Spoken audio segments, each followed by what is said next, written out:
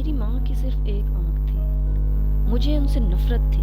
وہ میرے لیے شرمندگی کا باعث تھی۔ وہ میری کفالت کے لیے طلبہ اور اساتذہ کے لیے کھانا بناتی تھی۔ جب میں ایلیمنٹری اسکول میں تھا تو میری امی مجھے ملنے آئیں۔ مجھے اتنی شرمندگی ہوئی، وہ میرے ساتھ ایسا کیسے کر سکتی تھی؟ میں نے انہیں نظر انداز کیا، ایک نفرت بھری نگاہ ڈالی اور بھاگ گیا۔ اگلے دن ایک لڑکے نے کہا، تمہاری ماں کانی ہے۔ میں زمین میں گڑ جانا چاہتا تھا۔ کاش میری ماں غائب ہو جائے، میں نے سوچا۔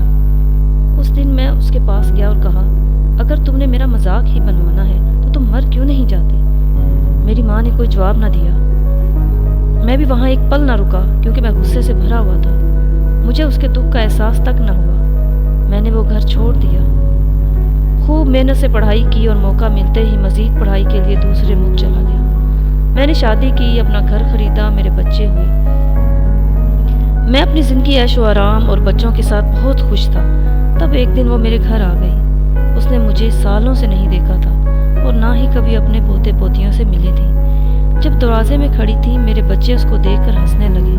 میں اس پر چلایا، تمہاری ہمت کیسے ہوئی میرے گھر آنے اور میرے بچوں کو ڈرانے کی؟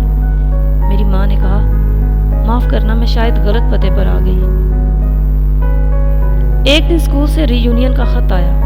میں نے بیوی سے جھوٹ بولا کہ بزنس ٹرپ پر جا رہا ہوں۔ ری یونین کے بعد میں محض تجسس میں پرانے گھر گیا۔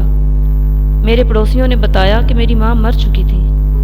انہوں نے مجھے ایک خط دیا جس میں لکھا تھا، میرے پیارے بیٹے، میں ہر وقت تمہارے بارے میں سوچتی رہتی ہوں۔ مجھے معاف کرنا کہ میں تمہارے گھر کے آ کے تمہارے بچوں کو ڈرا دیا۔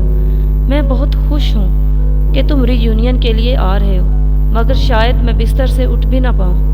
مجھے معاف کر دو کہ میں ہمیشہ تمہارے لیے شرمندگی کا باعث بنی۔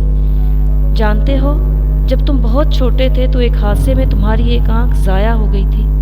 ماں ہونا برداشت نہ ہو سکا کہ تمہیں ایک آنکھ کے ساتھ بڑا ہوتے ہوئے دیکھو، سو اپنی ایک آنکھ تمہیں دے دی۔ مجھے فخر ہے کہ میرا بیٹا میری آنکھ سے دنیا کو دیکھ رہا ہے۔ میں تم سے بہت پیار کرتی ہوں، تمہاری ماں۔